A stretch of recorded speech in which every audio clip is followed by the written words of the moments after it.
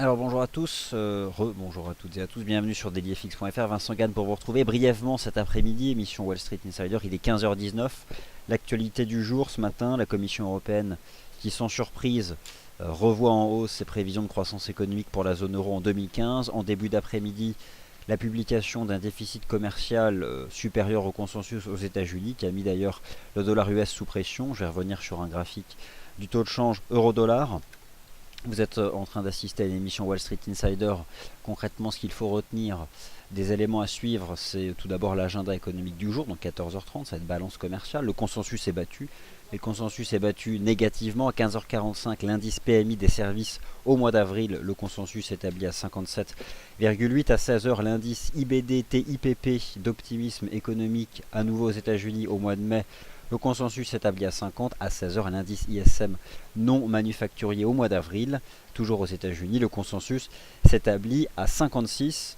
Du côté de la Réserve fédérale des États-Unis, eh bien hier, le président de la Réserve fédérale de Chicago a déclaré qu'il fallait attendre un renforcement nettement plus fort du marché du travail. La réponse demain avec les chiffres de l'ADP et vendredi avec le rapport NFP avant d'envisager un relèvement des taux d'intérêt, ce qui explique que depuis maintenant quelques heures, le dollar US tergiverse sous une résistance à suivre ici d'analyse technique qui s'établit à 11 886 sur l'indice Dow Jones FXM Dollar Index. Je vais être très bref dans ce point Wall Street Insider. En l'espace de 10 minutes, je vais revenir sur le taux de change euro-dollar, quelques paires en euros, notamment l'euro-yen, mais pas seulement. On parlera aussi de l'euro-NZD, le CAC, le DAX. Et puis concrètement, ce sera tout pour cet après-midi. Alors sous vos yeux, une capture d'écran du marché CAC 40, du marché spot. Les bougies japonaises journalières du CAC 40 spot, en tout cas celui dont la cotation s'établit entre 9h et 17h35, 17h35 pour le dernier cours de la journée.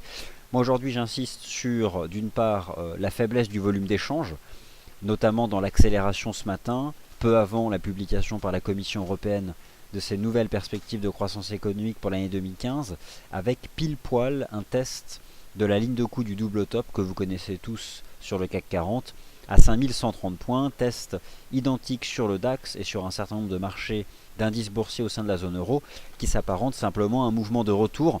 Je vous laisse simplement comparer le volume d'échange à la cassure de la ligne de coup qui était proche des 5 milliards d'euros et ce matin donc dans le pullback à peine 2 milliards et il n'y aura pas grand chose ce soir à la clôture en termes de volume d'échange sur le CAC. Voilà donc pour le marché spot. Maintenant sous les yeux les bougies japonaises intraday du FRA 40. Vous retrouvez le double top, le pullback 5130 5118. Une hypothèse chartiste qui avait été soulevée à l'heure du déjeuner en biseau. Le marché en sort par le bas, reste à briser les plus bas du mois de mai pour envisager d'aller plus bas, mais en tout cas voilà, selon l'analyse technique c'est clairement globalement un mouvement swing qui reste baissier depuis le rejet sous la ligne de tendance baissière primaire avec un double top sous les 5280. Bon voilà, vous connaissez bien les nouvelles datas, je confirme le fait que sous cette ligne de coup qui a été testée ce matin, je vise toujours 4950 points et voire 4850 points ici sur l'indice CAC 40. Concrètement sur le DAX, c'est exactement la même chose qui s'est produit ce matin avec un pullback. Je vous invite à observer le graphique journalier du DAX Spot sous la ligne de coup qui s'établit ici à 11 655 points sur le CAC 40, sur le DAX avec là aussi une formation en wedge. Les cours en sortent par le bas à la faveur d'un rejet ici en début de session. Ça reste globalement un mouvement bear en swing, les cours étant toujours maintenant couverts par MM20, MM50 jours. Bon, c'est toujours le même topo avec désormais donc un scénario de davantage de repli swing qui est confirmé. Du côté du dollar US, je vous en ai parlé. C'est vrai que l'once d'or c'est pas mal, hein, ce que vous a montré, ce qu'on vous a montré ce matin dans le morning meeting. Avec hier cette structure en épaule tête épaule inversée, en intraday, ligne de coup 11 1185 $, cassure, pullback, ça relance une espèce de pattern d'élargissement sur le XAU-USD qui devrait pouvoir rejoindre les 1200 et les 1210 $ sur le court terme. Voilà, dans cette espèce de structure d'élargissement, biseau-élargissement, biseau-descendant mais élargi, je pense que ce marché peut en effet revenir tester les 1210 dollars sur le court terme, et ce donc tant que le dollar US restera sous pression. Sur le taux de change euro-dollar, assez propre ce qui a été fait aujourd'hui, vous avez sous les yeux les bougies japonaises en données horaires.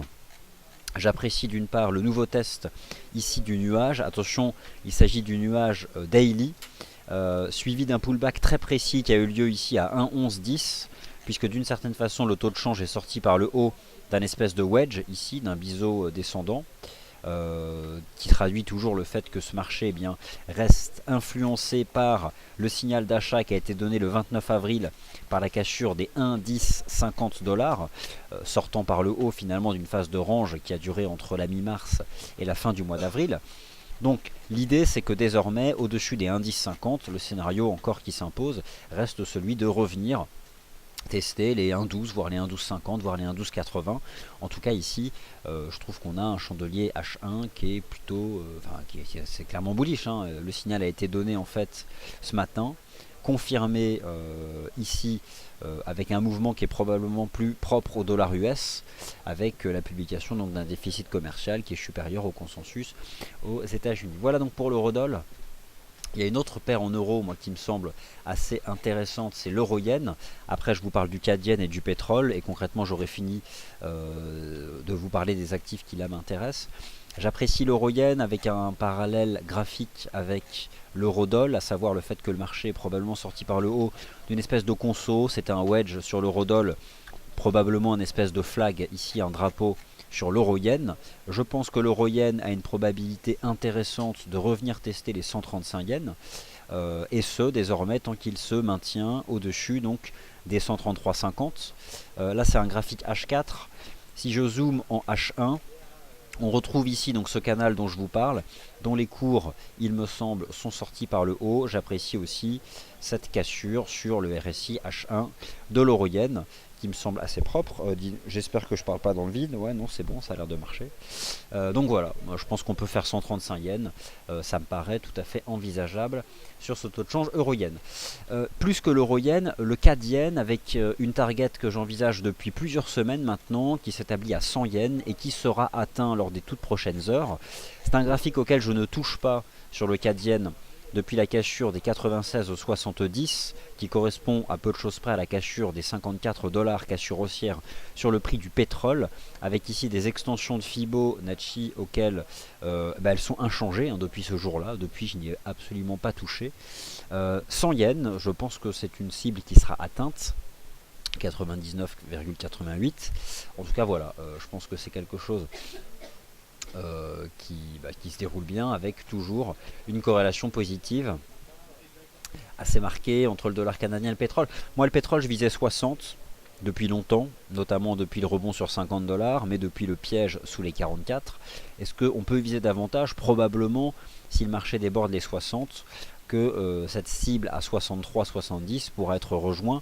Voilà, ça devient un peu plus poussif, mais bon, le mouvement se prolonge.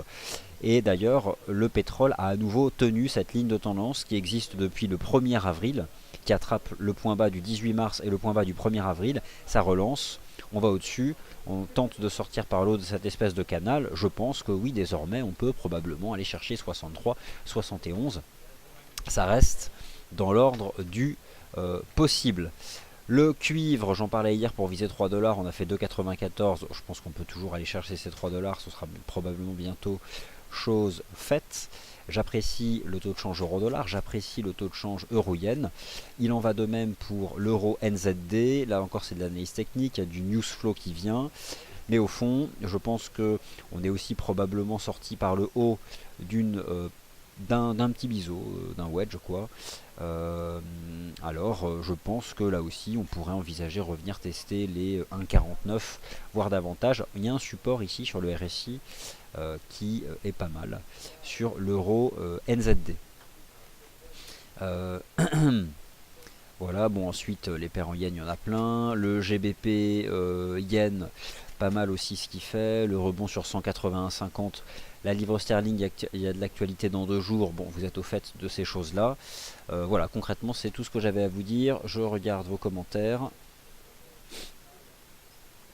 Alors, l'USD CAD, un mot sur l'USD CAD. Je l'imagine sous pression, l'USD CAD. Je l'imagine sous pression. Et oui, c'est globalement ce qui se passe. Alors, est-ce qu'on a une figure chartiste qui permettrait d'accompagner le repli actuel de l'USD CAD? Je me demande si on n'a pas un espèce de canal qui prend cette forme-là. Une paire de devises pour laquelle vous pouvez utiliser la moyenne mobile simple à 20 jours en termes de dynamique. D'ailleurs, elle tombe dessus, elle tombe sur les cours.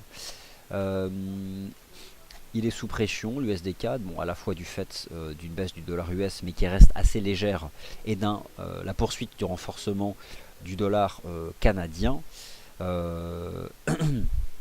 Ce marché a échoué donc sous cette première résistance à 1,2210, les cours toujours couverts par la MM20. Bah oui, les perspectives c'est toujours de revenir tester les récents plus bas, 1,20 voire les 1,1950, voire plus bas ici sur le taux de change USD CAD. Alors un triangle, alors attendez, c'est quoi ce graphique que vous me proposez? C'est un chart en... Alors, il n'y a pas l'horizon de temps, donc je sais pas.